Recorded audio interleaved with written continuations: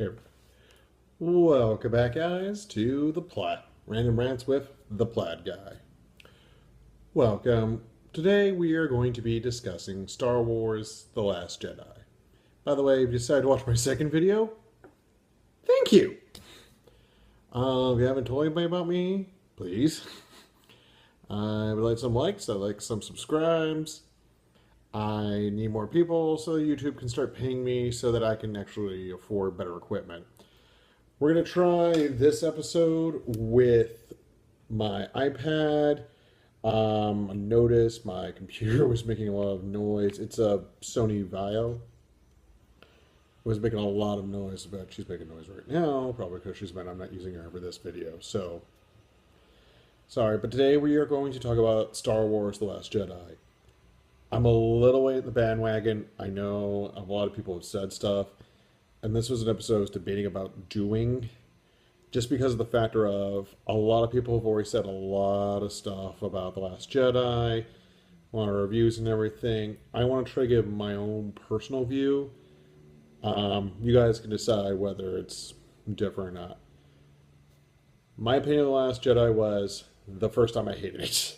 It was too loud, too noisy, too messy. It was too much of a Michael Bay film while trying to be a Christopher Nolan film. Michael Bay, if you remember, directed the Transformers movies, and he's a great technical filmmaker. He's a horrible storyteller.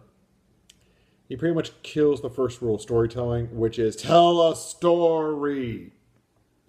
Not just make loud explosions go. You get the idea. But, really and truly, on Christopher Nolan movie, let's talk about that. Christopher Nolan, he's one of my favorite filmmakers, smart, intelligent, has trouble with emotions. I'll be honest, he tries to force romantic love stories, and he tries to force his female characters need work. I'm sorry. Catwoman in Dark Knight Returns was just, or Dark Knight Rises, sorry. And Dark Knight Rises was just carbon copy. It was bad. Wasn't quite as bad as other stuff, but she just wasn't fully fleshed out. Anyway, we're talking about The Last Jedi. The first time I saw this movie, I hated it. Too loud, too noisy, didn't really feel Star Wars-y, was confusing. Saw it the second time in 4DX, which I highly recommend, because it's actually kind of cool because the seats, you can't see it from here, but the seats actually like move with you in this theater, and like when it was raining, there was like raindrops coming down and everything. Like, this theater kind of reminds me of like old time like William Castle, like horrible promotions. William Castle was a film producer back in the 60s who was notorious for doing cheap movies. And he would do things like The Dingler, where like all the seats in the theater would be like have little electrodes so they would shock people at certain points. He got away with a lot of stuff. But the thing I liked about this theater was the experience. But talking about Last Jedi, let's get to that. The second time I saw it, I liked it a lot better. It flowed a lot better. The pieces fit together more. It made a lot more sense to me. Did I like it better than Force Awakens? It's a little... Yeah, in some parts I did. I liked it more because it felt like a war movie. I actually felt like there were stakes. People randomly died. You know, there were some things like... Oh, by the way, this is going to be a spoiler review. I'll put that in the title. But this is going to be a spoiler review. Rouge should have died. Should have. But, there were a lot of things. I think probably one of my major disappointments, and by the way, we're also going to do this all over the place. I haven't planned anything. One of my major disappointments was the fact that this felt like an ending. This didn't feel like a middle act. This felt like an ending. I'm like, what are we going to do for number 9? Not of like, oh no, what are we going to do? The stakes are risen. It's more like, yep, okay, I'm just gonna seem like you're beating a dead horse of number 9. What I liked about it was, like I said, the feeling of it actually being a war movie. The feelings that the stakes were higher in this one. The fact that, kind of like Guardians of the Galaxy Volume 2, instead of making it bigger, more spectacular, more boomy, Last Jedi was trying to be a lot more personal. We got to know more about Luke, and it kind of makes sense why Luke is the way he is. We want him. We want to imagine that he became the old Jedi Master. He was Obi-Wan hiding out. But in reality, he was more like a burnt-out Vietnam veteran who was just tired of all the shenanigans. And when I first heard the trailer, when he said it's time for the Jedi to end, it made sense to me because, like, every time there's a Jedi, there has to be a Sith for the balance of the Force, and innocent people die. Not so much the bad guys or the good guys die. Innocent people die a lot. I wish they would have emphasized that a lot more because I feel like they just kind of glossed right over it. But I like the fact that it's trying to mature itself. This is the other thing I think people... I know that on Rotten Tomatoes, the critics loved it. The audiences didn't like it as much. In fact, it had... I don't go to Rotten Tomatoes that much, but it had the little drop popcorn bucket symbol, which means it fell below a certain percentage. Everybody's like, oh no, the audience percentage dropped off. Hi. Didn't drop off as bad as Phantom Menace. Phantom Menace was a bad one. But but critics love this one. Audiences didn't like it as much. I personally liked it a lot more. I saw it 3 times in theaters, and every time I fell more in love with it. Is it a perfect movie? No. Is it a solid movie? Yes. Is it a good Star Wars film? Yes. Is it the best Star Wars film? Jury's out.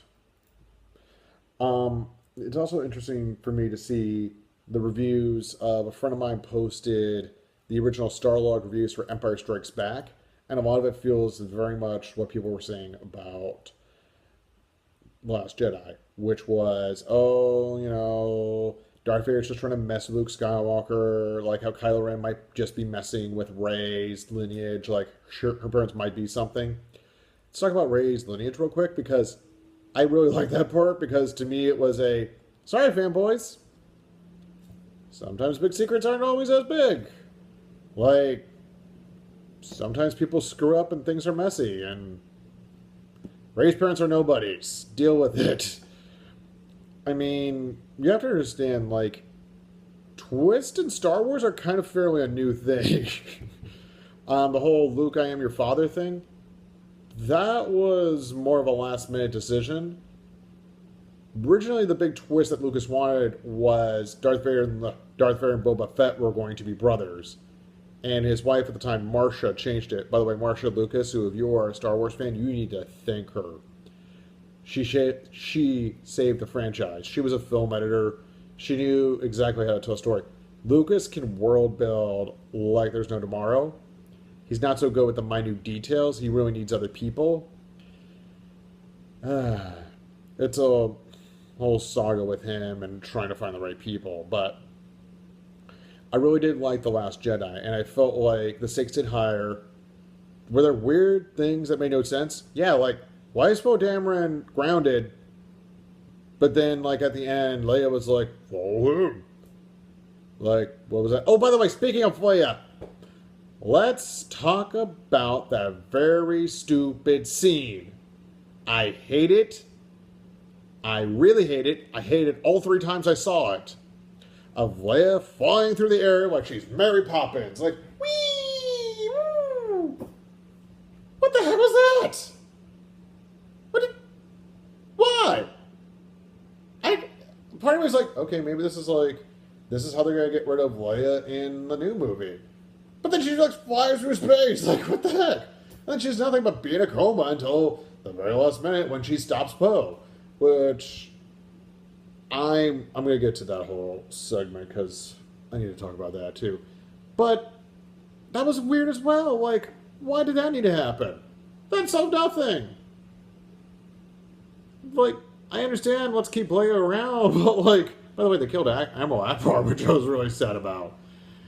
Ah, somewhere in fishy heaven, he's enjoying his Emerald Akbar cereal. But, like, let's talk about that, because this is something so weird and ridiculous and random that I don't know why it even exists. Like, I know there's things that, like, well, you know, Leia stayed to be a Jedi for a while, and then she decided she wanted to be more into politics, but she learned how to fly through space, but it makes no sense. It makes no sense. It does not fit the story. I don't understand. I know they were trying to raise the stakes with that scene where the command ship gets blown up and everything's focused on the ship that Finn and Poe and Rose are on, and everything's different. Well, let's talk about that, because that was ridiculous. That was weird. That wasn't just, oh, I came outside and my car is now green. No, that was more like, oh, I came outside, my car is now a fish.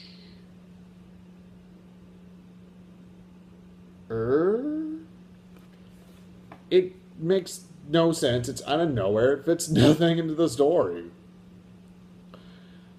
I would have rather them had where Leia was actually on the main ship that we were focused on and not on the other ship. In fact, how did you get over there in the first place? Because that's the other thing about this movie, a big criticism on, is it moves really fast. It gives no real time to just stop and talk a lot of the time. It just moves really fast. It doesn't give a lot of time to just kind of stop and world build every once in a while. I feel like it tries to do that, but it's just going at a fast clip. And I feel like that's just...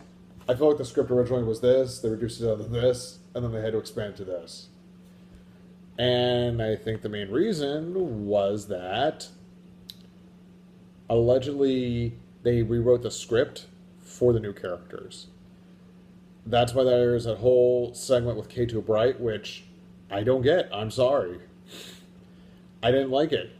I don't get why it's there. I mean, I get that's where they found DJ, but like, why was it there? What purpose does DJ have? And honestly, that's a pretty stupid Star Wars name, DJ. It kind of reminded me of DJ Tanner from Full House. Oh no, I'm sorry. No, it's Fuller House. But I didn't get that. And like, just for him to go betray them, like, why did we even have this whole